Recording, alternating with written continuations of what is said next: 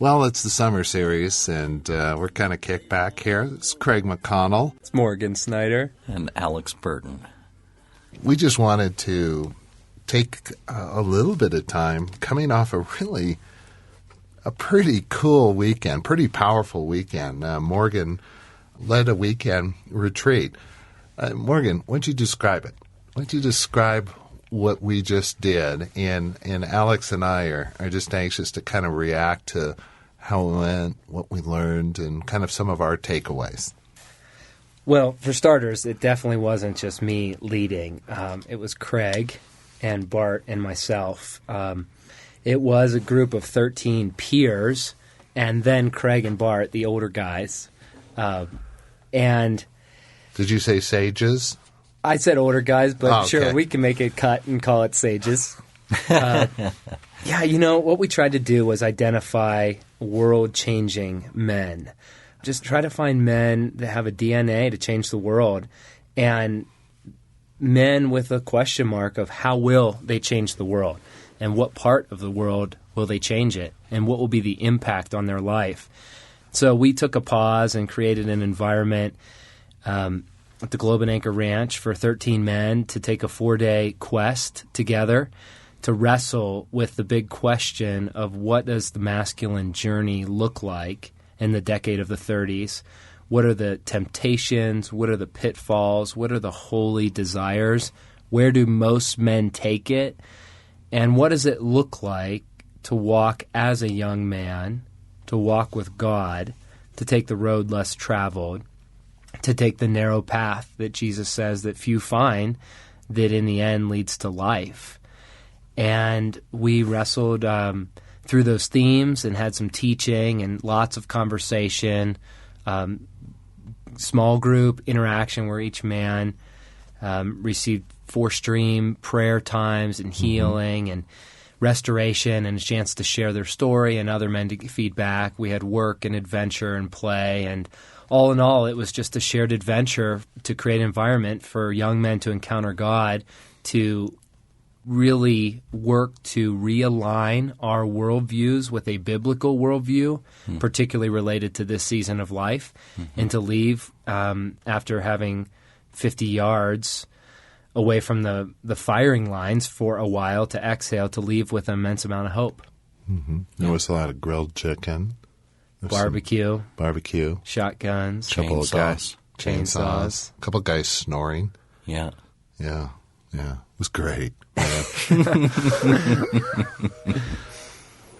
So, Craig, I'd love your reaction to it. So you and Bart served a priceless, and I truly mean that, role of being the older, wiser men that have walked a lot more miles than us, that have more miles on the odometer, more experiences, have fought well and learned, have many scars to show it, and fielded a lot of questions, acted just as guides for the weekend. So, Craig, observing this group of men in their 30s, what was your experience of the weekend? Oh, gosh, so many different thoughts.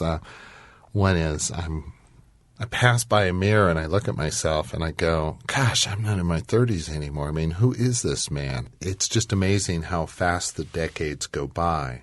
And I'm the old fart in the rocking chair, kind of listening in and offering some input here and there. But it's just stunning that life goes so fast, and that's sobering.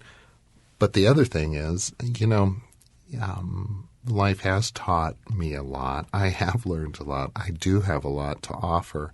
And I was just really enjoying, Morgan, Alex, being with you guys and the other guys, and just seeing the hunger and the thirst the men had for living life well in their 30s, the questions men were asking, Morgan, as you were presenting some material, in our small groups, just the stories men were telling.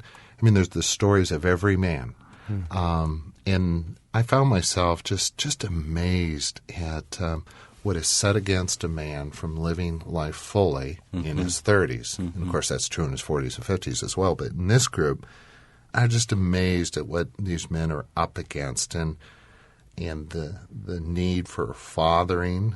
Every man there, it seemed, had unfathered places. I was struck by the need and the desire and the hope these men had in God, and I just enjoyed being a part of it. In Morgan, it was really fun sitting under your teaching and taking the charge on some of these sessions. I think both Bart and I were just taking notes kind of incognito, not acting like, oh my gosh, what he's talking about men in their 30s, we need in our 50s. It was great. It was just a great experience. God was there. And I really think, Morgan, in the future, we need to do a series of podcasts and present some of those lifestyle descriptors of a man in his 30s. Is that what you would call it? Lifestyle descriptors? Or right, I think so. Yeah, or just real practical steps as far as once you wrestle with the big picture categories of what God's after, then just real nuts and bolts of how do you live that out. Yes. And I think, Craig, as you share, I think my posture is I feel like I have found a treasure through struggle and through my own heartache as a young man, marinating in the counsel of older men for 4 years about this decade and then walking with God in it. I've had a compelling sense of I want other men to know this. I want to share it with them because I think it can really be helpful as a source of hope and as a reframing how they interpret reality. And so, we've done a few podcasts. It'd be great to do some more, and we'll see where it goes. Yeah.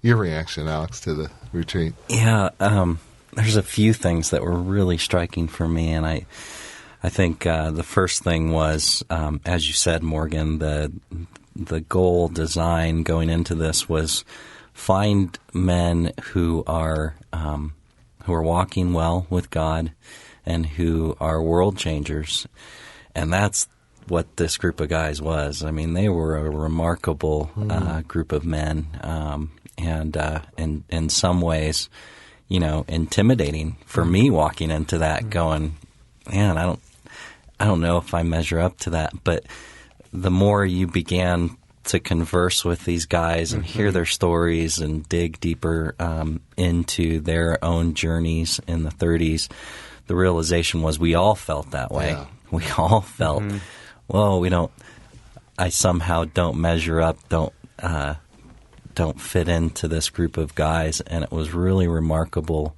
to see how clearly each man not only had a brokenness about him, but had an absolute glory about him. And to see that contrast of how the enemy comes directly at a man's glory. And so the brokenness, as we began to unravel that, and each man began to share our stories, to reflect our stories back to each other, you could just see that assault against each man and what God had called them to do. So I think one was it was just really hopeful in that, because it was truly a group of peers who were struggling with the same questions, the same walk with God. So to walk together in that weekend was phenomenal. The other thing, that I just appreciated so much was, Morgan, your teaching times that you did, and you're living in what you're teaching. You're in your mid-30s. You took the time to go out, meet with these older men, and to marinate in, as you said, those advices they gave you on what does life look like in the 30s and what's really the focus of that decade of the 30s. And I so appreciated kind of your approach to it wasn't, here, let me tell you what I know, but more, here's what God's been stirring up in you. Yes. And let's dialogue about that. Yes. Let's dig deeper together about that and really get our hands on it. So that just sense of, again, peer time together, really digging into those questions together. And then the last thing was, it was really holy ground. And I was telling some of the guys that, when Jesus would talk about the kingdom, he would say things like, the kingdom is at hand, the kingdom is near. And apparently the Hebrew there is showing a picture of the intimacy between a husband and a wife, meaning it ain't around the corner. Mm-hmm. It's actually on us, in us. It's here, it's now. And the weekend just felt that way. What are you talking about there? You're too old to understand. Okay, that's for men in their 30s. We'll have another podcast on that one. Biblical metaphors. Yes. But truly, the intimacy of God with us, the kingdom literally there in us and among us was just so tangible and really a beautiful weekend. So, yeah, Alex, as you're sharing, I'm putting myself in the position of someone listening out there going, I think a lot of men, particularly young men, might be reacting going, oh, well, I want that. I need that. I'm desperate for it. And I think what I want to say in that space is, okay, that desire right there, take that to the Father. Right. Take that to the Father because He is more vested, because the Father is more vested in bringing that to us than we are in finding it.